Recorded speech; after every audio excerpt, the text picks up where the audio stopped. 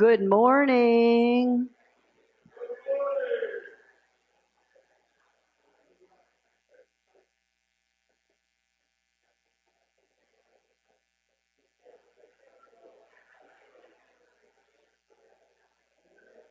All right. Pastor Kennedy has made it to the front of the church. Y'all know what that means.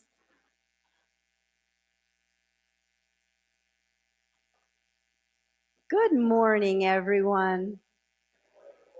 I'm Tracy, blessed to be pastor's wife.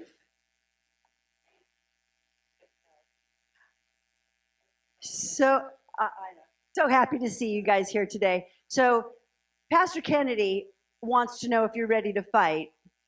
And I want to know if you're being nourished. Are you being fed? When you leave here, do you feel filled? Do you feel like you've gained something and feel refreshed, like you're ready to take on whatever comes your way? You've learned something. Good, because we got lots of cool opportunities for you to do a little bit more than just come here to be fed and nourished. You have one of these at your seat. Feel free to scan it and find out what's going on. Fill out the Connect card. That's how we know who you are and how you get in touch with what's going on. Stick that in the box up here in the front. Come to DBS in the morning before church at 8:30.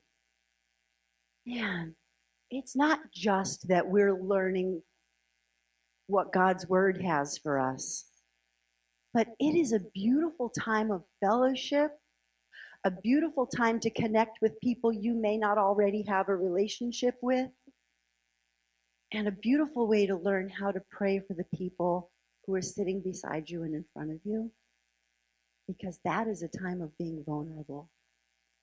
It's a great time to be nourished. So is the women's group, Monday nights.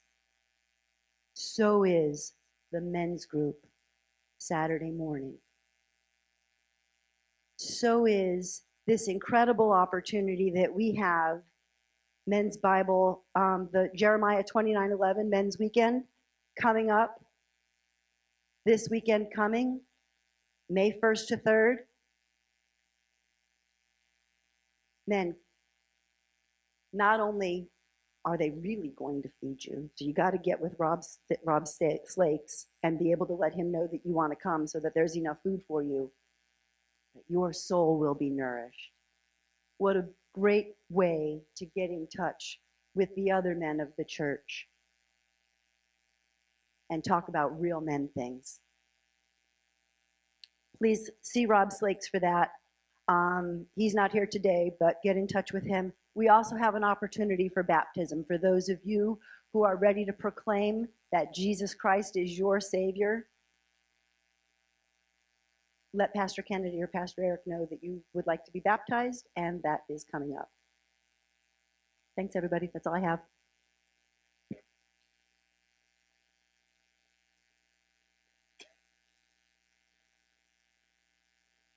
So I was lovingly reminded, you all left last week, those of you who are here, with an ambulance out front and Rob Slake's being carted off to the hospital.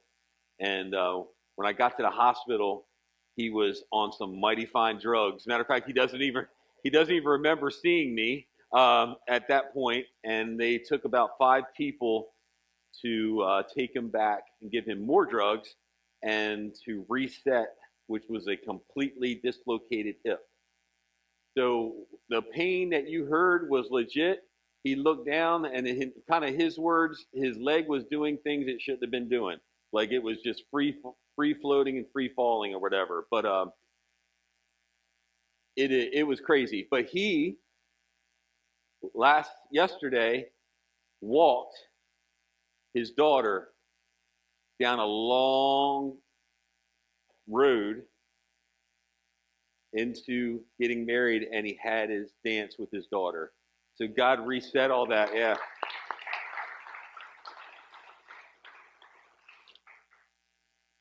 So this week we're in 1 Timothy chapter 3, and we're going to be discussing the weight of leadership. And so one little fun fact about my wife, she has random taste for things that she wants. So this morning she woke up and she was like, I just want a bowl of Cheerios. And sad to say, well, happy to say there was one box left, and it's about a year after its Best Buy date. But it was like the last one there, and I did the sniff test and all that stuff. But I began to read, and how many of you know that cereal is really healthy for you? Does anyone know that in here? Ah. Oh, it sounds like we have some educated folks in this room. But back in the 50s, due to an surplus of grains and all that stuff, our lovely government said you need to eat 3 times a day, and that the breakfast is the thing to have to get your day started, and that you have to have breakfast to have a healthy life, and that one of the ways is this nourishing thing, and one of them is Cheerios. And so this box says on it, it is a limited edition with happy heart shapes. Doesn't that just make you feel good? Happy heart shapes. And it has here, it can help lower cholesterol as part of a healthy diet. It can help. So church can help. I won't go there yet. And on the other side, it says 3 grams of soluble fiber daily from whole grain oat foods like Cheerios, cereal, in a diet low in saturated fat and cholesterol may reduce the risk of heart disease. Okay. Happy hearts. Feels good. Nice coloring. Right? All these things going to do for us. Then I read, not made with genetically modified ingredients. And it's got one of those little asterisk things on it. And you got to get your readers out to read the rest. And it says here, trace amounts of genetically modified, also known as genetically engineered material, may be present due to potential contact during manufacturing and shipping. You mean Cheerios can't get their act together to make sure that all that stuff is not involved with that? It's just got 2 grams of sugar per serving. First ingredient in this is whole grain oats. Man, I tell you, I'm just feeling really good about it. And then I go and you look at what's made of. First ingredient, they highlight that on the box. Whole grain oats. That sounds really good, right? But the next one is cornstarch, and then sugar, and then salt. So a little serving of this has already 10% of your sodium for the day, and most people need less sodium than they're having already. But it's pictured up nice, and it's good. In our world today, it is about the platform. It is about the number of likes.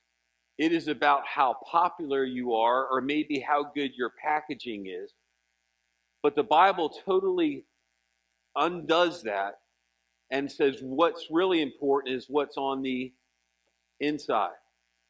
And so we can have nicely packaged things with all the disclaimers, but the Bible always says that man looks on the outward appearance, but God looks in the heart. So we're going to be talking about leadership today, but I just got to ask you, where is your heart? I'm not saying all the things that you know to say. I'm not saying that you don't have answers to questions. I'm not saying that you don't pray, or maybe that you don't come to church on Sunday, but where is your heart and what's on the inside? So we're going to do what's easy for most of you in this room today. We're going to talk about a couple different leadership positions. And you're like, oh, that's cool. That doesn't mean me. And I want to tell you that I believe these things in the Bible are meant everyone should at least qualify and pursue them, whether or not they're serving in a leadership position or not. So let's get started and just keep thinking about what's on the inside of me. Who am I really inside? Reputation is what man thinks you are. Character is what God knows you to be. And so don't think that people don't see the real you. But we're going to get into that. 1 Timothy chapter 3. We are living in a moment where leadership is abundant, but trustworthy leadership is scarce. Platforms have replaced formation. And by this I mean spiritual formation, by a real change inside. Visibility has replaced integrity. Oh, how many likes did I get? Does my online presence look good? And some of you go, I don't do that. Well, you know what I mean. In the old days, it could just be like how people think that you are. But today, it's all about sort of the outward packaging. 1 Timothy 3:1 says this saying is trustworthy. If anyone aspires to the office of overseer, he desires a noble task. And it's difficult to understand that because it sounds like, oh, I should aspire to be. And then I get caught into the pride triangle of like, oh, is it good to aspire or is it not? I want to clear it up just a little bit. The idea here is brought into line with a goal given by God. If God has called you into growing bigger, you should desire to do everything you can to grow into that. So this understanding would fit what Paul likely has in mind here, which is not a dreamy-eyed advancement to a posh appointment, but hear this, but an enlistment into a duty that is always exacting and often thankless.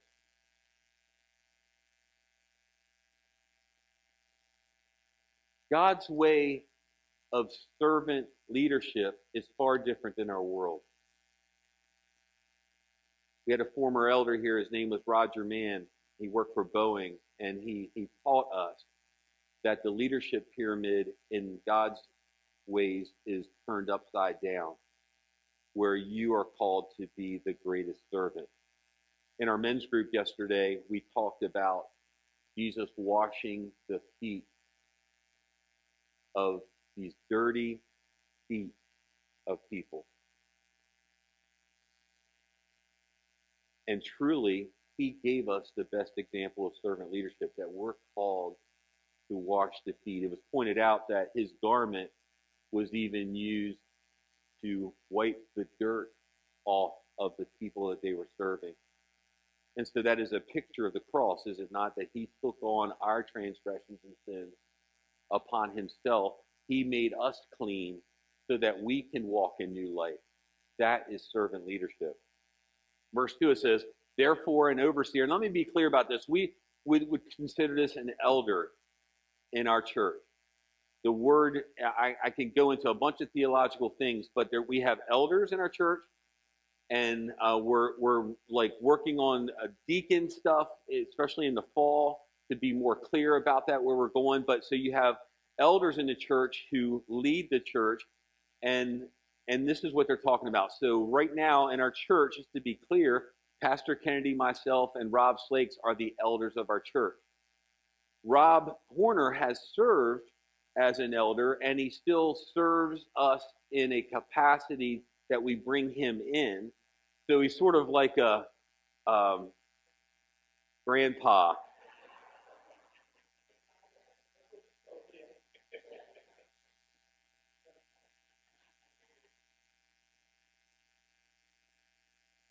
Beth, you need to calm your husband down a little bit over there. But grandfather is bad. I just joined you, so I'm feeling it. So here's what it says. And let me preface this.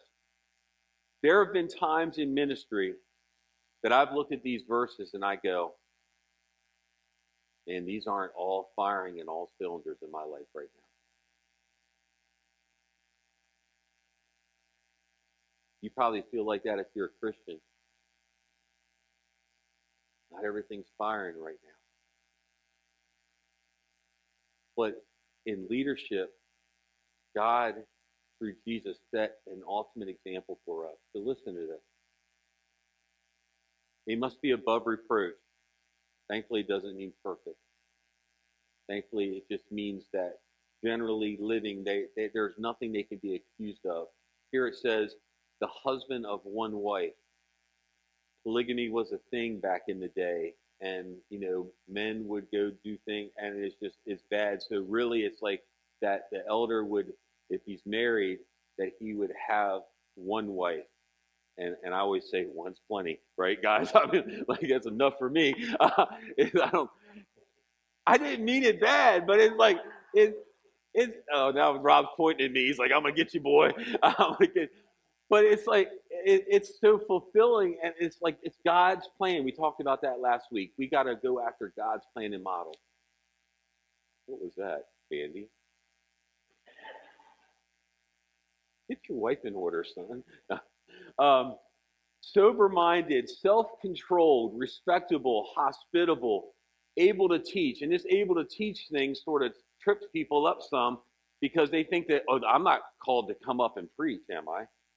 And so it's interesting. It's like, no, but are you able to share in a small group? Are you able to articulate the gospel in a healthy way? So this is about the growing ability to get to a place. Not a drunkard, not violent, but gentle, not quarrelsome, and not a lover of money. You see a lot of these not things going on. But here's the standard. He must manage his own household well, with all dignity, keeping his children submissive. Now that sounds, in our terminology, it's like we got chains and ropes and cords around them like that. No, it means if he is going to lead in a church, he's got to lead well in the home. And so it means that he must be serving his wife with servant leadership. He must be growing in that. And if he has children in the home, that they should learn to grow up in the nurture and admonition of the Lord. It doesn't necessarily mean that everything's going to turn out golden at the end, but that they have done, if there is a husband and wife team, they have done their part in doing the best they can to share with their kids, but also that they can't be in disorder. And so it says, for someone does not know how to manage his own household, how will you care for God's church? And so we have begun, it began probably 2 years ago, sort of a reset of this church. And it started with the elder team. And there were some hard questions we had to ask of ourselves. Am I leading well? Am I doing these things? And it takes some accountability, and sometimes it takes stepping in and saying something. So here, it's like, if you can't manage your own home, how can you manage the church? It's pretty simple, right? And I want to say, there was a few times when I didn't know how good I was doing at that. You ever felt like that before? Am I alone here? Like, it's like, oh, man, I got to teach on this today. Oh, you weren't in my home last night. What just happened? But it doesn't mean a perfect thing, but it means like Paul's life, where it's growing and it's growing and it's growing. It has ups and downs, but the trajectory is genuinely up. So we have different places and positions and growth and age of people that serve, but the important thing here, the Bible makes it very clear what's going on inside. Leadership in the church is not proven on a stage, but in a living room or a bedroom. What goes on behind closed doors? It means, how are you leading in your home? Are you gracious and understanding? Or are you domineering? And my way, this is what it's going to be. There's pastors of churches like that. Are you aware of that? Like, and it just transitions really cool. Well, I'm in charge. That's awesome. Like, I get terrified about that. I'm terrified. I don't take it lightly. And so what goes on in the home will be evidence of whether or not you can lead in the church. And I think that's what scares a lot of men away. Men, are you listening? I think it scares the men away.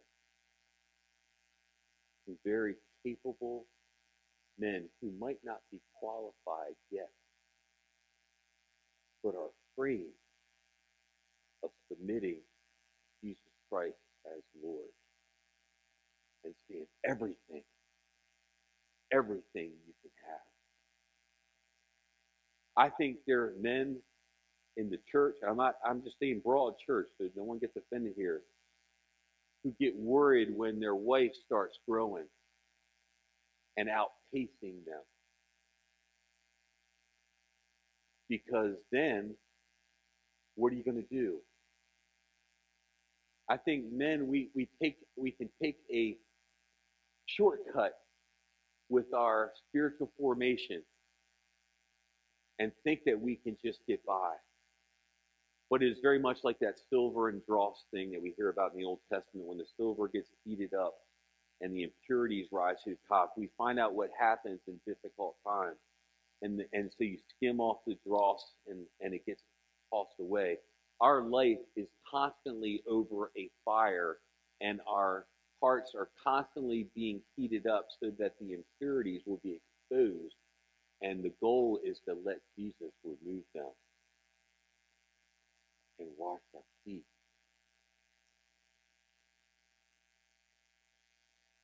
Robert, I can't even say this name, Robert Murray, whatever it is. What you are at home is what you are. What you are as a single man or woman in your apartment or at a club or whatever. I'm talking married, unmarried, whatever. Like what you are when you're away from God's people, you are not away from God, and He knows.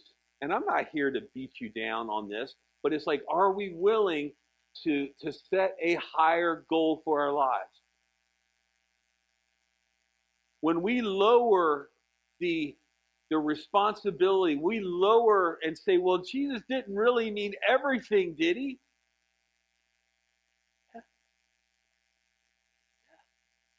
He wants it all.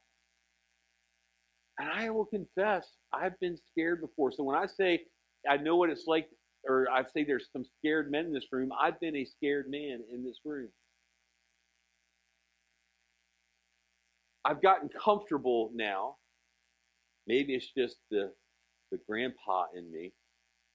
I've gotten comfortable right now with owning my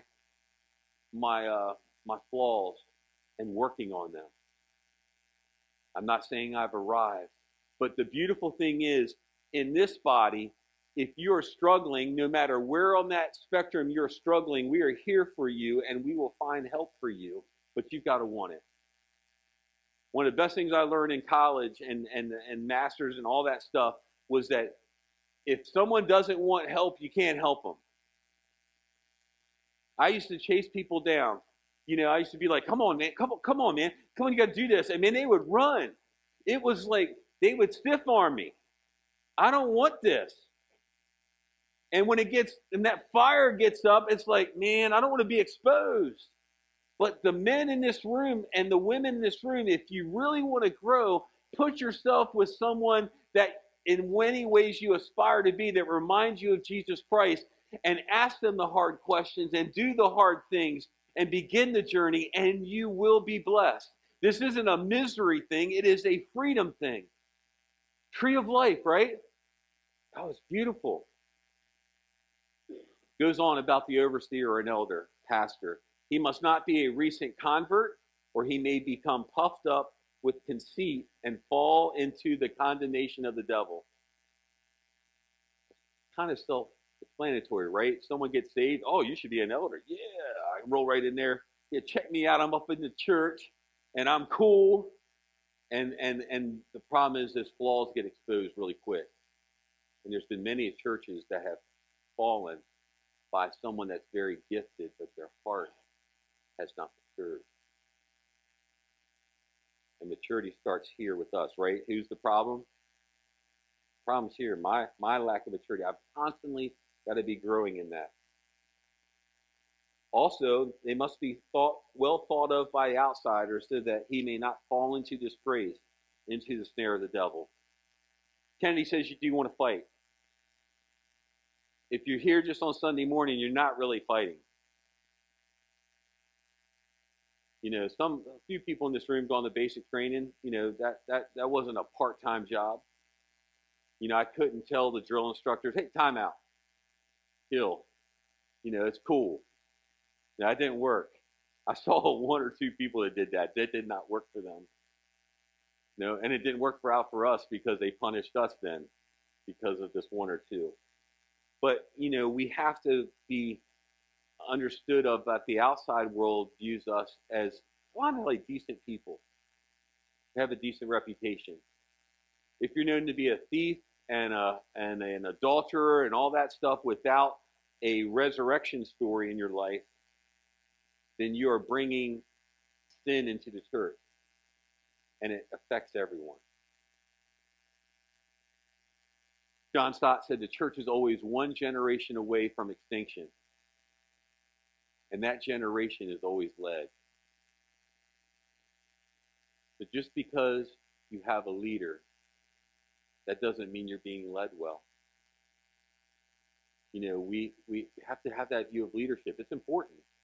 But what is on the outside is not what's important. What's here? What's in the living room, bedroom, your house, most importantly, your heart. Then he goes into this story of deacons. These are the people in the church. Acts talks about it. They're filled with the Spirit, and they are serving. They're doing the work that is around because they want to free up the elders to do their work. And it says they must be dignified, not double-tongued, not addicted to much wine, not greedy for dishonest gain. They must hold the mystery of the faith with a clear conscience. They must have an understanding of the gospel as well. And let them be tested first. Then let them serve as deacons if they prove themselves blameless. That's just part one. Then it goes into this. Their wives likewise must be dignified, not slanderers, but sober-minded, faithful in all things. Let deacons each be the husband of one wife, managing their children and their own households well.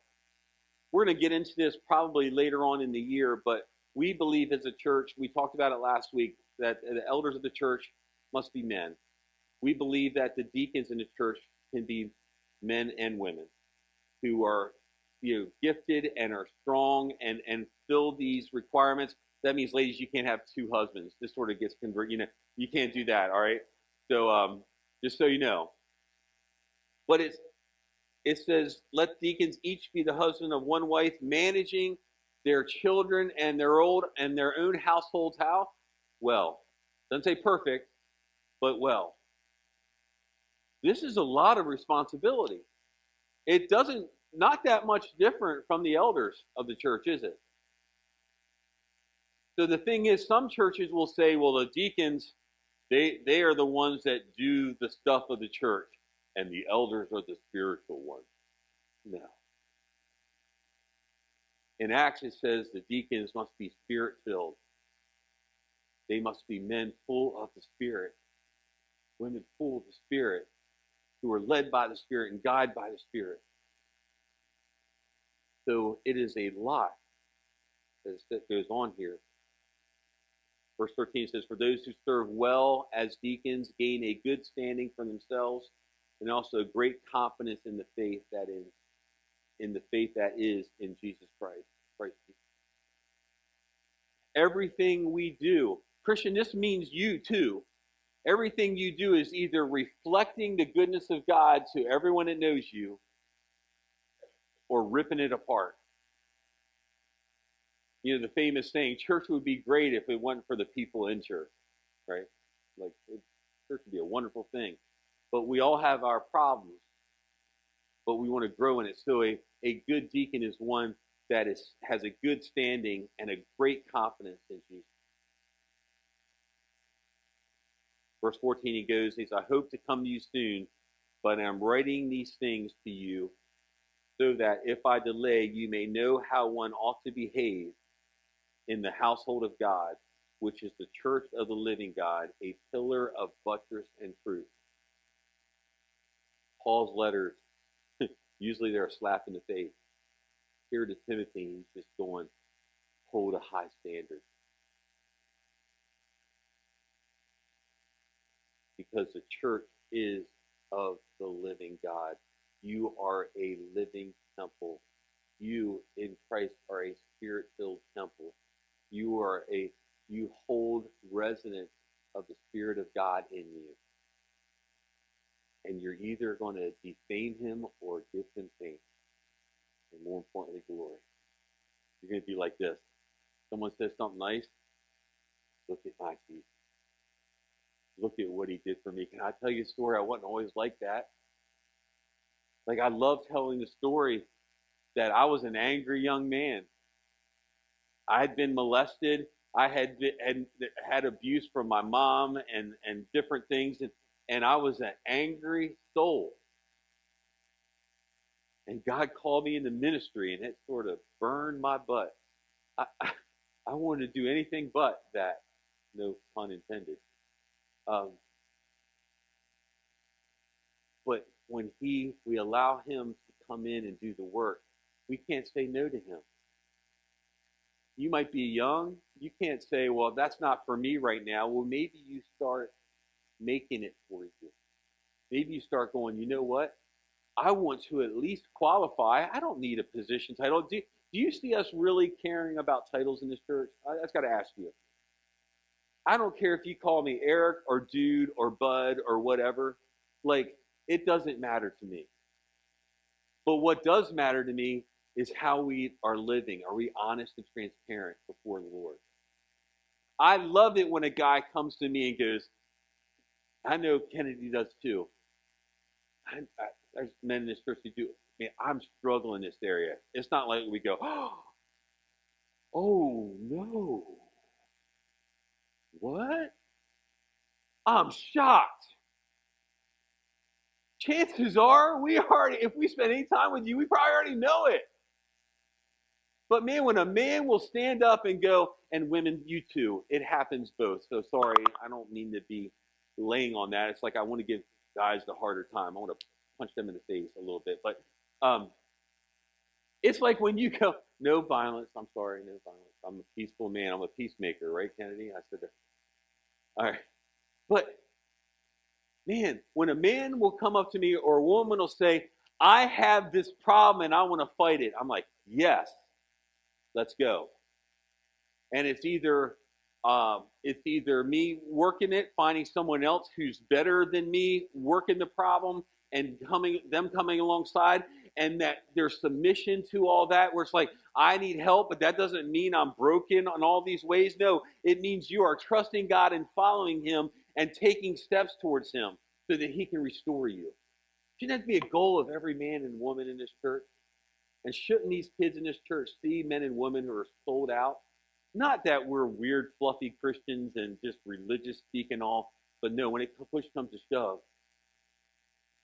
we're going to care for the body because it is the church of the living God, a pillar and buttress of the truth. In Christ's person and work lies the key to the strength and flourishing of the church and the leaders that help guide that flock. I took a doctorate program in strategic leadership. It was I look back at it, I didn't do my dissertation. I finished all the schooling part of it. That really had no effect except for the relationships there, no effect on me as a person.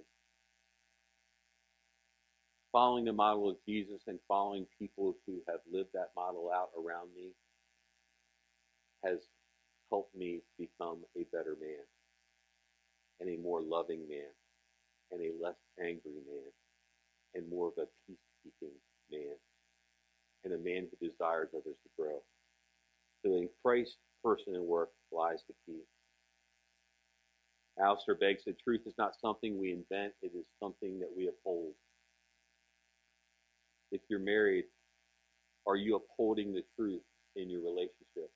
If you're single, are you upholding the truth of the gospel in your lifestyle? If you're a kid, and I don't know how many, if we have any in here, are you honoring your parents? If you're in the home, are you obeying them and being respectful? We uphold that. We don't have to invent it. It is already there for us. It is found in the Word of God. And it's not that difficult to understand. I have so many people, I've had over my course of life, oh, I'm no theologian, Pastor. I don't know the Bible like you. Well, how about start off with one? Let your yes be yes. How about you stand and your word is your bond, and you're going to follow through with what you say you're going to do? And I'm not pointing at anybody, so please forgive me. I don't have my cane anymore, so I just got to exert. But we need to be people who are following after. We don't have to invent anything. It is there for us. So lastly, 1 Timothy 3 dismantles assumptions for us. Leadership is not about charisma. It's not about how smooth someone talks, or how cool they dress, or how nice the package is here. About saying the right things.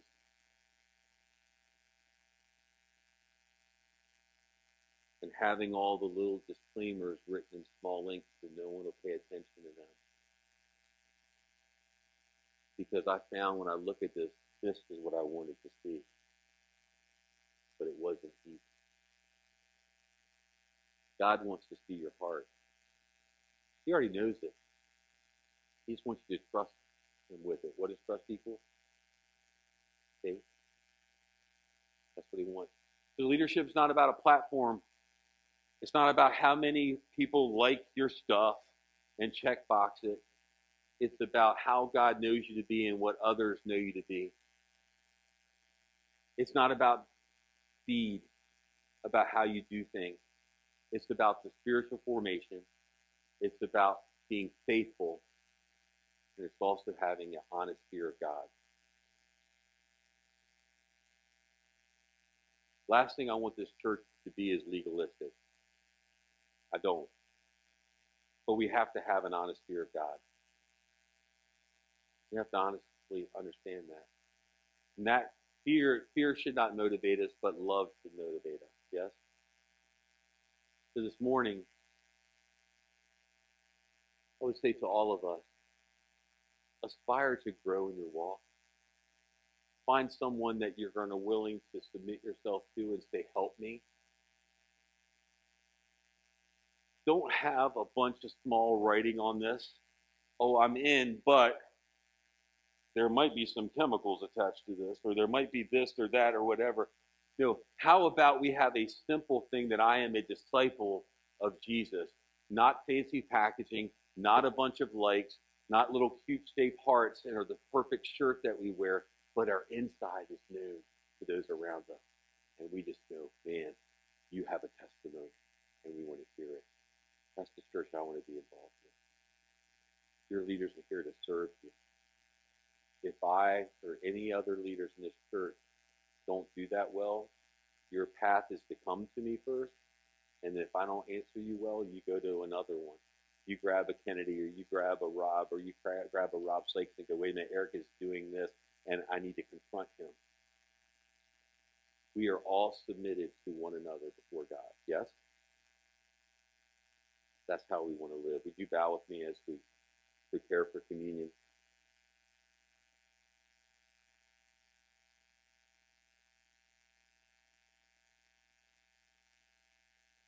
Lord, I just can't help but think that there is at least one man and one woman in this room that has had a lot of hurt, who might be angry or might be hurt or traumatized. And Lord, who might not believe that you can heal them. Lord, I pray that you would increase their faith. Lord, that they would take steps to integrate themselves into the body. Lord, that they would submit themselves to authority, not ruling over, not harsh, but God, loving and gracious and kind.